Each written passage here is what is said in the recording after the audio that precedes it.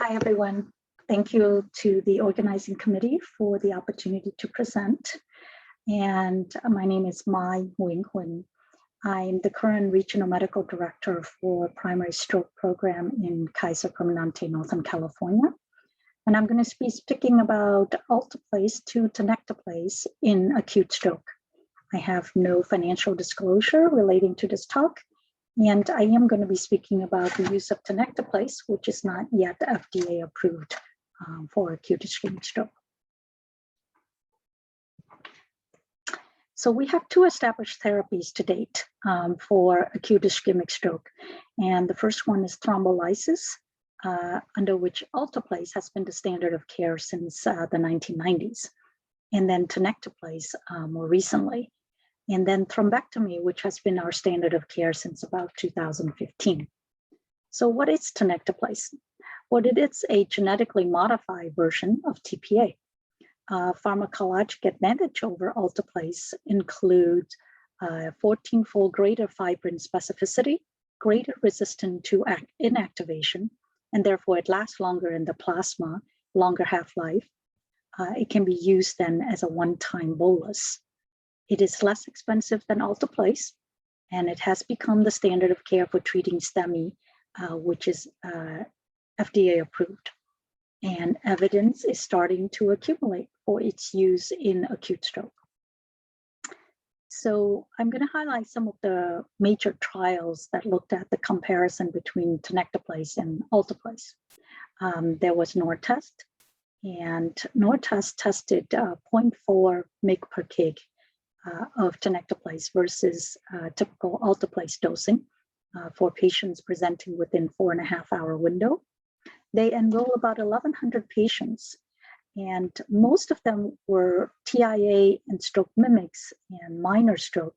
So the median NIH stroke score in that trial was 4.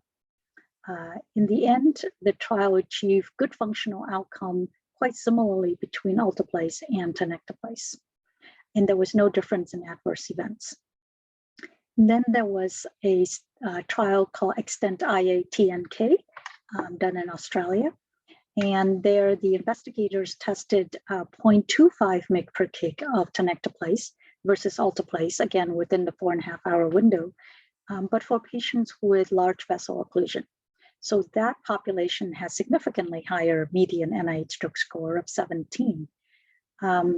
And they found that the early reperfusion with Tenectaplase was actually better than Alteplase, and also better functional outcome overall at the end of the study, with a median modified ranking score of 2 for the TNK group and 3 for the Alteplase group.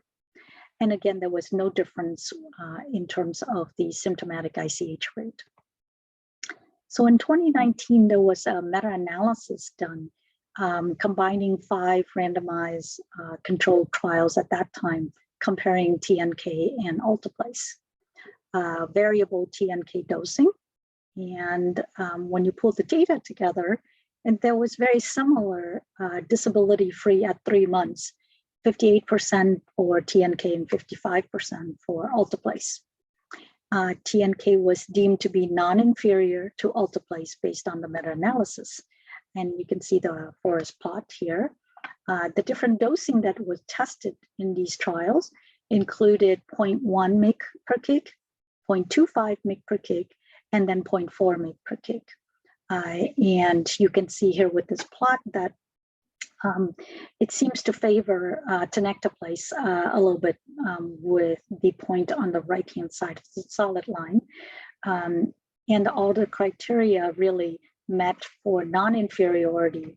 That means Tenectaplase was performing similarly as Alteplase. And after the meta-analysis, we had a couple of additional subgroup analysis from the NORTEST trial. And the first subgroup analysis looked at patients presenting in the later part of the window, which is between 3 and 4.5 hours. These patients still have relatively low NIH stroke score. And in this later window, there was no difference between the performance of Tenectaplase versus Alteplase in the good clinical outcome. The second subgroup analysis from NORTEST looked at patients who presented with a moderate to severe ischemic stroke. And in that subgroup analysis, the rates of favorable outcome as well as the symptomatic ICH rate, again, were similar between the two treatment groups. So in October of 2019, the American Heart American Stroke Association came out with new guidelines. And then this one, they acknowledged the presence of data that were accumulating for Tenectaplase. So there was one statement that recognized that Tenectaplase at a single bolus of 0.25 mg per kg could be used instead of Alteplase in patients who were eligible to undergo mechanical thrombectomy. In another recommendation, Tenectaplase as 0.4 mg per kg as a single bolus could be considered in patients with minor neurological impairment and no intracranial occlusion.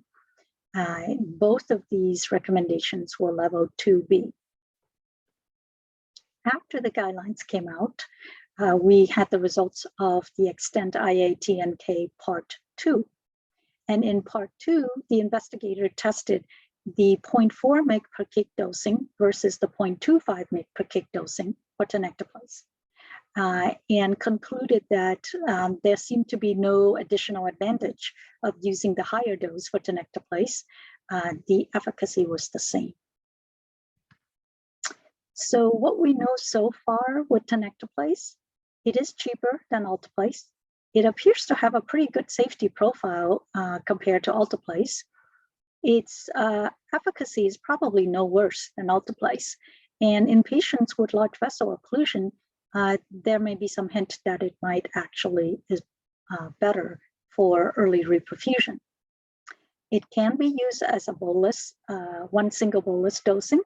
And what that means is that in some areas of the United States, we don't have to call for critical care transport to take these patients to transfer from a primary stroke center to a thrombectomy capable center, for example. And then in July of 2020, Joint Commission also okayed the use of Tenectaplase as an alternative to Alteplase for acute stroke treatment, and they changed their policy language to reflect that. What could be considered cons at this time? Perhaps waiting for additional studies in non-LVO patients or in more severe stroke. And do we really know what the ideal dosing is, even though the current data definitely seem to favor 0.25 mg per kg of Tenectaplase? There are a few clinical trials still ongoing for Tenectaplase, and these trials really look at the late time window. So TWIST is examining Tenectaplase in wake-up strokes. Timeless is looking at Tenectaplase in patients presenting between 4.5 to 24 hours with LVO. Chablist is a Chinese trial that is also looking at Tenectaplase for patients presenting between 4.5 to 24 hours. So for us in Kaiser, Northern California, we decided to take the plunge. And in September of 2020, we began our pilot to switch from Alteplase to Tenectaplase, since we felt that there was enough evidence and enough potential benefits with the use of Tenectaplase.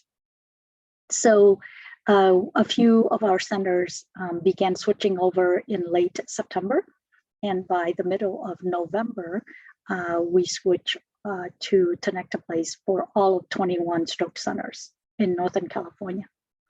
And you can see there that so far we have treated 465 cases with Tenectaplase.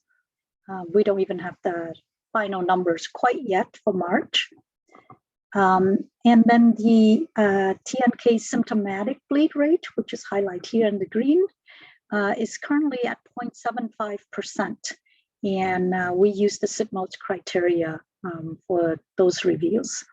And that is for the first 268 cases of Tenectaplase. We have not had the final adjudication for the remaining 200 cases yet. The other perhaps unexpected benefit that we have observed since we switched over to Tenectaplase is that before, when we were using Alteplase, we were actually doing quite well with about 70%, 71% of our cases being treated with door to needle in less than 30 minutes. But then since we switch over to Tenectaplase, as you can see somewhere in September, then definitely everybody in November, we actually now have about 82% of our acute stroke cases treated with door to needle in less than 30 minutes. And this is using the AHA Get With the Guideline criteria. So with that, I will stop here and thank you for your attention, and I'm happy to take any questions.